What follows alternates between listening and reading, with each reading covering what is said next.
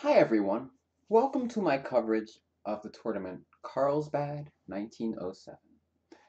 This tournament did not include the world champion, Emanuel Lasker. However, it did include many of the other top players in the world, and it was won by Akiba Rubinstein. This is the first time we're going to be seeing Rubinstein, but obviously he was one of the top players in the 20th century. And it's a very interesting player indeed with a lot of really cool games. So he had a bye in the first round because there was an odd number of players. In fact, there's 21 players. So he got the bye in round one. He lost to Nimzovich in round two. And then he drew in round three. And now is when he starts to pick things up. So first question for you guys. White to move in this position. What move would you play? Pause your video and try to figure it out. All right, I'm going to show you now. This one's a relatively standard type of operation. Black is not yet castled, and therefore white should act quickly. And he played the right move, e4.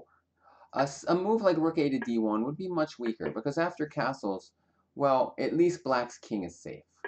But watch what happens in the game. He never even gets time to castle, and therefore you need to remember, whenever their king is in the center, don't delay. Try to find ways to attack as aggressively and quickly as possible. And e4 was played. And now if castles, we simply win after e6 due to the discovered attack on the queen. So he played queen b6. His other idea, I think, is if pawn takes, knight takes c4, followed by knight to d6. This looks very annoying, although I'm guessing it's preferable to what he played in the game. In the game, queen b6, bishop to f3. Now if pawn takes e4, knight takes c4, followed by knight d6. So queen b6 just did not look like a very good move. Rook f to d1. And at some point he needs the castle, but he didn't here. He played rook c8, which just looks like he's really asking for it. I would definitely have strongly considered castling at this point. But he didn't do that. Rook c8. And now if your pawn takes, white played a very interesting move. Bishop takes d5. Knight takes c4. With the idea we're attacking the queen, we're attacking the knight, and after queen e6, knight d6. So black has two pieces for the rook. However, white has two pawns, and the black king is stuck in the middle of the board. And all of these factors allow Rubinstein to win without too much trouble, actually. c4 is strong, opening the d file for the rook. Attacking the queen, attacking the knight, pinning the knight, attacking the queen and the knight, and now activating our last piece. And black is just completely destroyed here. There's no defense to the move that white just plays. Next move, after a5, rook takes knight.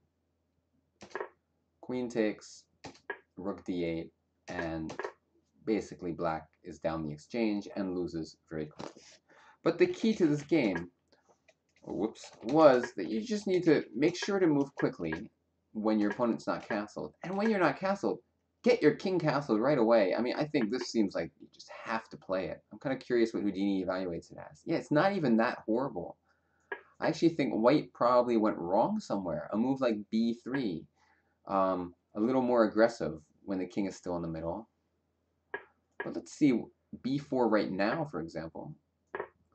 Pawn takes with an idea of b4, and the knight has trouble moving. Although knight takes e4 is playable.